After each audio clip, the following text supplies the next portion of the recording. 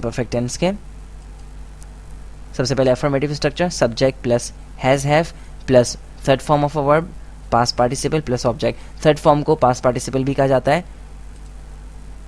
I have finished my homework, میں اپنا کام ختم کر چکا ہوں, اپنا ہوم ورک ختم کر چکا ہوں. She has pass the examination, وہ امتحان پاس کر چکی ہے. یہاں پر جو آپ کو یہ 8 نظر آ رہا ہے, ایکچولی یہ 8 نہیں ہے, اس کا مطلب ہے تھرڈ فارم آف اے ورب. نیگیٹو اسٹرکچر یعنی کہ انکاریہ جملے کے اسٹرکچر پہ ہم ساخت پہ نظر ڈالیں گے. Subject plus has have plus not plus third form of a verb plus object. I have not finished my homework, میں نے اپنا ہوم ورک مکمل نہیں کیا ہے. She has not pass the examination, اس نے ایگزامینیشن پاس نہیں کیا ہے. انٹروگیٹو یعنی کہ سوالیہ جملے has have plus subject plus third form of verb plus object. Have I finish my home work, کیا میں نے اپنا کام مکمل کر لیا ہے, کیا میں نے اپنا ہوم ورک مکمل کر لیا ہے. Has she pass the examination, کیا اس نے اپنا امتحان پاس کر لیا ہے. اب ہم ایک اہم چیز پہ نظر ڈالیں گے, وہ یہ کہ جو لوگ اردو سے انگریزی ترجمہ کر کے سیکھتے ہیں وہ تو بڑی مشکل میں پھنس جاتے ہیں. اب سب سے بڑا مسئلہ ان کے لیے ہوتا ہے کہ بھئی یہ ہیز ہیو جو یہاں پر استعمال ہو رہا ہے اس کے کیا معنی ہیں. میں آپ کو بتاتا ہوں. آپ نے بہت جگہ یہ چیز دیکھی ہوگی, اردو کتابوں میں بھی آپ کو بھرمار ملے گی ان چیزوں کی, اور بہت سارے ٹیچرز بھی آپ کو ایسے ملیں گے جو آپ کو اس طریقے سے ٹینسز سکھانے کی کوشش کرتے ہیں, اور وہ آپ کو یہ بتا دیں گے جی ہیز ہیو کے معنی چکا ہے, چکے ہیں یا چکی ہے, یا وہ آپ کو یہ بتا دیں گے جو جملے جو ہیں وہ چکا ہے, چکی ہے یا چکے ہیں پہ ختم ہو رہے ہیں ان کا تعلق پریزنٹ پرفیکٹ ٹینس سے ہوتا ہے. تو میں آپ کو یہاں پہ ایک بات بتا دوں 2 ٹوک الفاظ میں, وہ یہ ہے کہ یہ بالکل ہی گھٹیا طریقہ ہے, بالکل بیکار طریقہ ہے. اس طریقے سے تو کبھی بھی انگریزی آ ہی نہیں سکتی, اور اگر اس طریقے سے انگریزی آ جاتی نا آپ کو تو اس وقت آپ بیٹھے میرا لیکچر نہیں سن رہے ہوتے.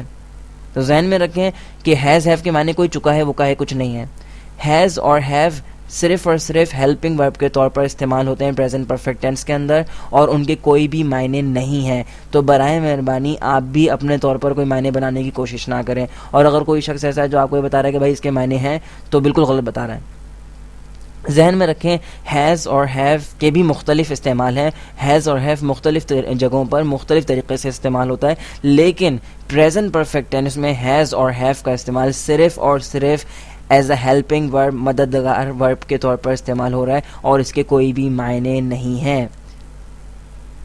تو برائے مہربانی چکا ہے, چکی ہیں کو چھوڑ دیں اور پریزنٹ پرفیکٹ ٹینس کے استعمال پر نظر ڈالیں. اور اتنی دیر سے میں یہی بتانے کی کوشش کر رہا ہوں آپ کو کہ پریزنٹ پرفیکٹ ٹینس کس طریقے سے استعمال ہوتا ہے. تو آپ بھی اسی چیز پر اپنے ذہن کو لگائیے, اور یہ چکا ہے اور چکی ہیں اور چکے ہیں اس کا تعلق پریزنٹ پرفیکٹ ٹینس ہے, بالکل بیتو کی بات ہے, اس کا ہرگز اس کا کسی چیز سے تعلق نہیں ہے. یہ اردو کی چیز ہے, یہ اردو سے اس کا تعلق ہے, انگریزی سے اس کا تعلق نہیں.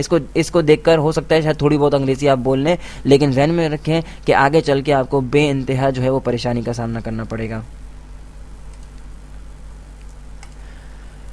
اب ہم نظر ڈالیں گے شارٹ ریپلائز یعنی کہ مختصر جوابات پر. Number 1 A, have you seen the movie Titanic, کیا تم ٹائٹینک مووی دیکھ چکے ہو. B, yes I have, a short reply. تو یس آئی ہیو جو ہے وہ ایک شارٹ ریپلائی ہے, اور آپ کو معلوم ہے کہ ہم شارٹ ریپلائز جو ہے وہ ہیلپنگ وربس سے ہی بناتے ہیں, یعنی کہ جو ہیلپنگ ورب جس ٹینس میں استعمال ہوتا ہے اسی ہیلپنگ ورب سے جو ہے وہ شارٹ ریپلائی بنتا ہے.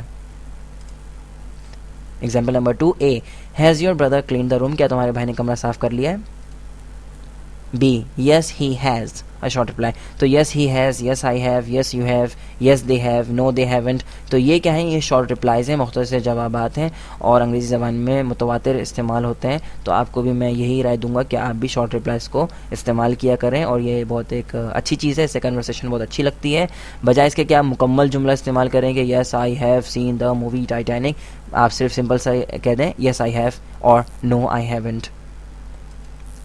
اچھا جی, ایکسرسائز سولو کرنا بالکل بھی مت بھولیے گا. بہت سارے اسٹوڈنٹس کو میں نے دیکھا ہے, اور میں اپنے اسٹیٹسٹکس دیکھتا رہتا ہوں, انالیٹکس دیکھتا رہتا ہوں اپنی ویب سائٹ کے کہ لوگ کس طریقے سے اسے استعمال کر رہے ہیں. اور میں نے یہ چیز نوٹ کی ہے کہ لوگ صرف کیا کرتے ہیں, اسٹوڈنٹس عام طور پہ یہ کرتے ہیں کہ وہ لیکچر سن کے جو ہے وہ بس ختم کر دیتے ہیں, فوراً لیکچر سنتے ہیں اور دیٹس اٹ, اور وہ ایکسرسائز سولو نہیں کرتے. میں آپ کو ایک بات یہ بتانا ضروری سمجھتا ہوں کہ بغیر ایکسرسائز سولو کیے آپ کو کیسے پتہ چلے گا کہ آپ نے کیا سیکھا اس لیکچر سے.